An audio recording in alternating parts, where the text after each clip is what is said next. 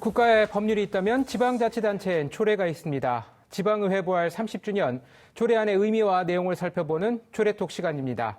세상을 바꾸는 새로운 출발, 오늘 준비한 조례안은 바로 이겁니다.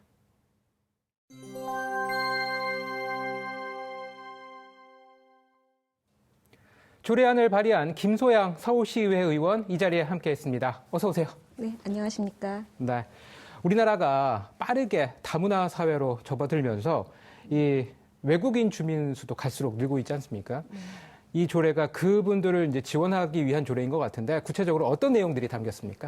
네, 이 조례안은 서울시에 거주하는 외국인 분들과 그 가족들이 건강하고 행복한 삶을 유지할 수 있도록 서울시가 그분들의 가족 상담, 또 부부 교육, 부모 교육을 할 수 있는 그런 사업들을 할 수 있는 근거를 마련했고요. 또 가정 폭력이 있을 경우에 이를 지원하고 보호할 수 있는 그런 근거를 마련한 조례입니다. 네, 이 늘어나는 외국인 그 주민 수에 비해서 우리나라의 포용 의식은 좀 여전히 미흡한 것도 현실이지 않습니까? 이 같은 조례안을 발의하게 된 배경도 궁금합니다. 사실 서울시에 거주하고 계시는 외국인 분들이 상당히 많습니다. 네. 저희가 2017년 기준으로 지금 90일 이상 장기 거주하고 있는 외국인 주민 수가 한 41만 명 정도 되는 것으로 추산하고 있는데요. 아마도 코로나19 때문에 조금 줄어들었을 거라고 짐작을 합니다만은 그렇게 따져도 2017년 기준으로 4.2% 정도가 서울시 인구의 4.2% 정도가 거주하고 계시는 걸로 추산할 수 있습니다. 네. 굉장히 그 정책 대상자로서 중요한 규모다라고 볼 수 있는데 사실 그동안은 저희가 다문화 가족 지원 위주의 그러한 정책 지원이 많았습니다. 그래서 그러다 보니까는 그 범주를 벗어나는 외국인 가족에 대해서는 우리가 가족 지원을 할 수 없었던 사각지대가 있었다 이렇게 볼 수가 있었고요. 네.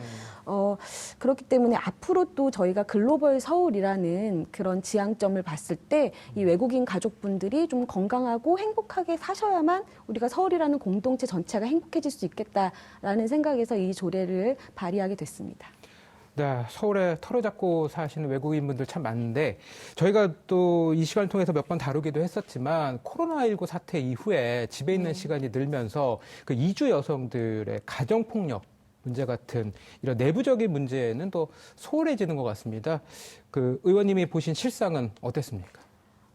실제로 이제 국가인권위원회 조사에 따르면은 한 결혼 이주 여성 중에서 절반 가까이 되시는 분들이 가정폭력을 경험했다 이렇게 말씀을 하셨는데요. 네. 그 중에서 정말 이 어려움을 누구에게 이렇게 상담했다, 요청했다라고 답변을 하신 분들은 한 30% 정도밖에 안 되는 걸로 나와 있습니다. 그만큼 이분들이 가정 내 문제가 있을 때 어디에다 얘기를 하고 지원을 받아야 될지 굉장히 막막한 그런 상황인 거죠. 그러다 보니까는 결혼 이주 여성분들은 이제 다문화 가족 지원 센터라든지 아니면 건강가정 지원 센터에서 지원을 받을 수 있음에도 불구하고 이런 어려움을 토로하시는 걸 보니까 그 외에 사각지대에 놓인 우리 외국인 주민 가족분들이 이런 어려움을 겪었을 때는 사실상 굉장히 지원을 받기가 막막한 상황인 거죠. 어떻게 보면 알려지지 않은 그런 사례들이 많다라고 생각할 수 있습니다. 네, 이 조례가 통과된 지 2년 정도가 지났습니다. 좀 변화된 모습들이 있을까요?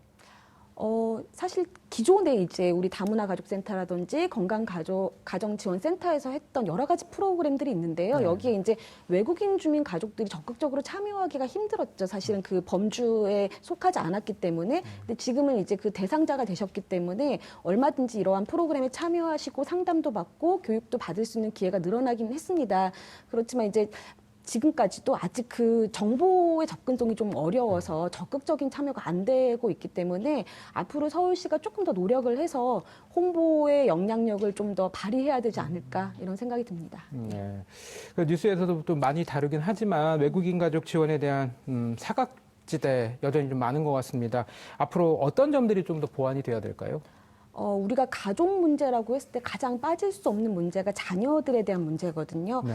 그 이주 배경 아동 청소년 문제가 반드시 잘 해결이 돼야지만은 가족이 행복하고 그 평화롭게 살 수 있다라고 생각을 합니다. 하지만 아직까지 안타깝게도 이 이주 배경 아동 청소년에 대한 지원이 굉장히 작습니다. 저희 서울시도 이제 이주 배경 청소년들을 대상으로 교육을 이렇게 지원하는 서울 온드림 센터라는 것을 운영하고는 있지만 그 수요에 비해서 지원 규모가 너무 작습니다. 그래서 사실 가족 문제에서 우리 자녀 문제를 빼놓을 수가 없잖아요. 굉장히 필요한 조건입니다. 그래서 앞으로는 서울시와 서울시 교육청이 이 이주 배경 아동 청소년 문제에 대해서 함께 협업하면서 좀 더 적극적으로 대응해 나갈 수 있었으면 좋겠습니다. 네. 의원님, 현재 지금 그 서울시의회 행정자치위원회에서 활동하고 계시잖아요. 네. 네. 앞으로 남은 임기 동안 어떤 일들을 좀 하고 싶으신지 끝으로 말씀 부탁드립니다. 네. 굉장히 임기가 순식간에 지나갔는데요. 저희가 이제 1년밖에 남지 않았습니다만은 하지만 지금 가장 시급하게 해결해야 될 문제가 이제 코로나19로 어려움을 겪고 계시는 우리 시민분들의 어려움을 해결하는 문제라고 생각합니다. 또 지금 소상공인이나 자영업자분들이 굉장히 어려움 많이 겪고 계시죠. 이런 상황에서 서울시가 이제 그동안 방만하게 벌였던 사업들 중에서 굉장히 비효율적으로 성과를 냈던 부분들을 과감하게 개선하고 정말 어려우신 분들을 위해서 선택과 집중으로 혜택이 갈 수 있도록 하는 일에 좀 더 노력을 많이 기울이겠습니다. 네.